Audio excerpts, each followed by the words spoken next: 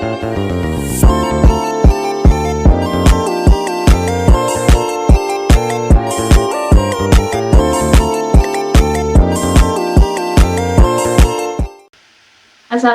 warahmatullahi wabarakatuh. Perkenalkan, nama aku Reza Biarama dari PGN I2A. Di sini aku akan mengerjakan tugasku dari mata kuliah Sejarah Pendidikan Islam yang diampu oleh dosen Dr. Helna Nelis MPD. Biografi Ibnu Khaldun. Kelahiran di kota Tunisia pada tanggal 27 Mei 1332 pada tahun 732 Hijriah. Dia meninggal di Kairo pada tanggal 17 Maret 1406 pada usia ke-73. Dia memiliki agama Islam, pendidikan Universitas Zaytuna di Skotlandia. Dia adalah spesialis ekonomi, sosiologi, filsafat, antropologi, dan politikus.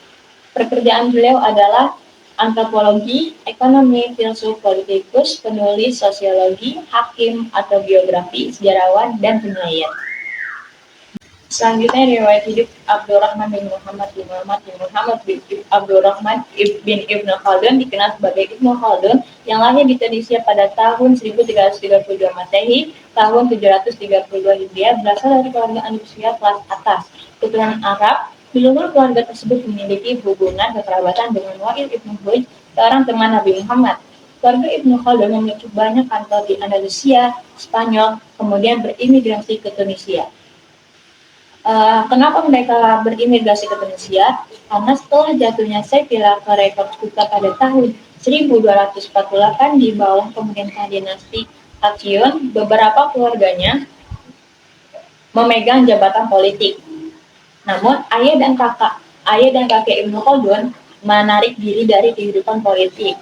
Kenapa menarik diri dari kehidupan politik? Karena beliau bergabung dalam tatanan mistis. Saudaranya Yahya Khaldun juga seorang sejarawan yang mana menulis sebuah buku tentang dinasti Abdalwadid. Dan ia dibunuh oleh saingannya, yakni seorang ahli historiografi. Dalam autobiografinya, Ibnu Khaldun menelusuri keturunannya hingga masa Nabi Muhammad melalui suku Arab dari Yaman, khususnya Hadramaut yang datang ke semenanjung Iberia pada abad ke-8 pada awal penampungan Islam Ambon. Namun, penulis biografi Muhammad Enak mempertanyakan klaim tersebut dengan menunjukkan bahwa keluarganya adalah seorang muladi yang berpura-pura berasal dari Arab untuk mendapatkan status sosial. Enan juga menyebutkan tradisi masa lalu terdokumentasi dengan baik mengenai kelompok-kelompok Barbar tertentu, di mana mereka secara hati-hati menambah diri mereka menjadi beberapa keturunan Arab. Motif semacam ini adalah demi keinginan untuk meraih kekuasaan politik dan kemasyarakatan. Berbagai pihak berspekulasi tentang keluarga Khaldun ini. Di antara menjelaskan bahwa Ibnu Khaldun sendiri adalah produk dari keturunan Barbar yang sama dengan mayoritas penduduk asli tempat kelahirannya.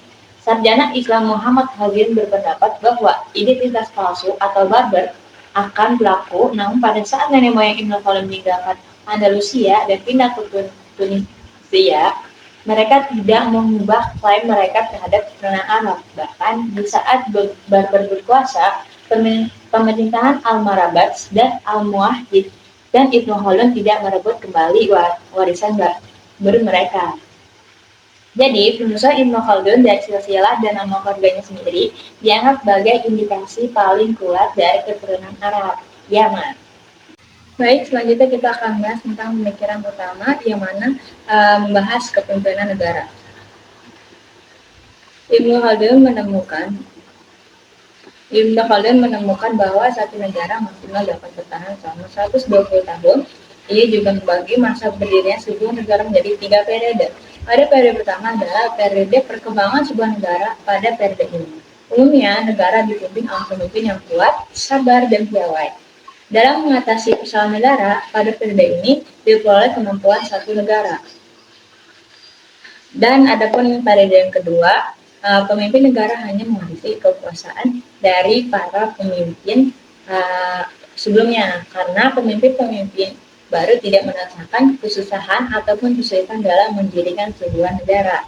Kekuatan yang diperoleh oleh pemimpin baru merupakan warisan dari pemimpin lama. Pemimpin lama hanya menikmati kekuasaan yang diwarisi kepadanya. Adapun dari yang ketiga, para pemimpin negara telah mendapatkan wilayah kekuasaan, dalam negara. Mereka juga memperoleh harta dan jabatan penting di dalam negara. Para pemimpin negara pada periode ini cenderung memerintah dengan santai. Mereka hanya menikmati kenikmatannya yang diperoleh dari jabatan. Kondisi pemimpin negara pada periode ketiga merupakan yang paling umum menyebabkan sebuah negara berakhir. Selanjutnya kita akan bahas tentang karya-karya Ibnu Khaldun, yang mana karya beliau ada 3 golongan. Yang satu At-Tarikh Ibnu Khaldun, berisikan tentang autobiografi, catatan dari sejarahnya. Yang kedua ada Mukadimah, menurut atas Kitabul Ibar, yang bicara sosiologi, historis dan filosofi. Dan ada pun yang ketiga Lubab al-Mushaf fil Usul ad-Din. Ini ada gambar pertama, yaitu gambar dari kitab Al-Muqaddimah seperti ini. Adapun gambar kita yang kedua ini termasuk dari kitab At-Ta'rif bin Ibnu Khaldun, yang mana menceritakan tentang autobiografi atau catatan dari kitab sejarahnya. Adapun berikutnya ini termasuk dari kitab Lubab al-Misal fil Usul ad-Din, yang mana kitab ini menceritakan tentang permasalahan dan pendapat teologi yang merupakan ringkasan dari kitab Muhasal al-Afkar al-Mutaqaddimin wa al-Mutaakhirin karya Imam Fakhruddin Ar-Razi. Jadi berikutnya ada Dr. Brian S. Jones, guru besar sosiologi di Universitas Albany. Kata dia dalam artikelnya The Islamic Review dan Arabic Award pada tahun 1970-an mengomentari tentang karya-karya Ibnu Khaldun, menyatakan bahwa tulisan sosiologi dan sejarahnya dari Ibnu Khaldun hanya satu-satunya dari tradisi intelektual yang diterima dan diakui di dunia barat, terutama ahli-ahli sosiologi yang menulis karya-karyanya dalam bahasa Inggris. Salah satu tulisan yang sangat menonjol dan populer adalah Muqaddimah, Pendahuluan, yang merupakan buku terpenting tentang ilmu sosial dan masih terus terkaji hingga saat ini. Bahkan buku ini telah diterjemahkan ke dalam berbagai bahasa. Di sini Ibnu Khaldun menganalisis apa yang disebut dengan gejala-gejala sosial dengan metode-metodenya yang masuk akal. Yang dapat kita lihat bahwa ia menguasai dan memahami akan gejala sosial tersebut. Pada bab kedua dan ketiga, ia berbicara tentang gejala-gejala yang membedakan antara masyarakat primitif dengan masyarakat modern dan bagaimana sistem pemerintahan dan urusan politik di masyarakat. Adapun bab kedua dan keempat berbicara tentang gejala-gejala yang berkaitan dengan cara berkembang manusia serta menjelaskan pengaruh faktor-faktor dan lingkungan geografis terhadap gejala-gejala ini. Adapun bab keempat dan kelima menerapkan tentang ekonomi. Adapun bab 4 dan 5 ini menerangkan tentang ekonomi dalam individu, bermasyarakat maupun negara. Sedangkan bab 6 berbicara tentang pedagogi, ilmu dan pengetahuan serta alat-alatnya. Sungguh mengagumkan sekali, bukan, sebuah karya di abad ke-14 dengan lengkap menerapkan al-ikhlas, sosiologi, sejarah, ekonomi, ilmu dan pengetahuan. Mengapa beliau bisa disebut sebagai bapak sosiologi? Karena memang pengetahuan yang sangat luas, ia telah menjelaskan bagaimana negara-negara terbesar dan lenyap dengan teori sejarahnya. Ibnu Khaldun juga sangat meyakini bahwa pada dasarnya negara-negara berdiri bergantung pada generasi pertama, pendiri negara yang memiliki tekad dan kekuatan untuk mendirikan negara. Lalu disusun generasi kedua yang menikmati kestabilan dan kemakmuran yang ditinggalkan generasi pertama. Kemudian akan datang generasi ketiga yang tumbuh menuju keterangan, kesenangan, dan terbujuk oleh materi sehingga sedikit demi sedikit bangunan-bangunan spiritual melemah dan negara itu pun hancur baik akibat kelemahan internal maupun karena serangan musuh-musuh yang kuat dari luar yang selalu mengawasi kelemahannya. Itulah mengapa Ibnu Khaldun bisa diapresiasikan karyanya oleh ilmuwan barat. Karena pemikiran-pemikirannya yang brilian, Ibnu Khaldun dipandang sebagai peletak dasar ilmu sosial dan politik Islam. Dasar pendidikan Al-Quran yang diterapkan oleh ayahnya menjadikan Ibnu Khaldun mengerti tentang Islam, dan dia mencari ilmu selain ilmu Islam, keislaman. Sebagai Muslim dan penghafal Al-Quran atau hafiz, ia menjunjung tinggi kehebatan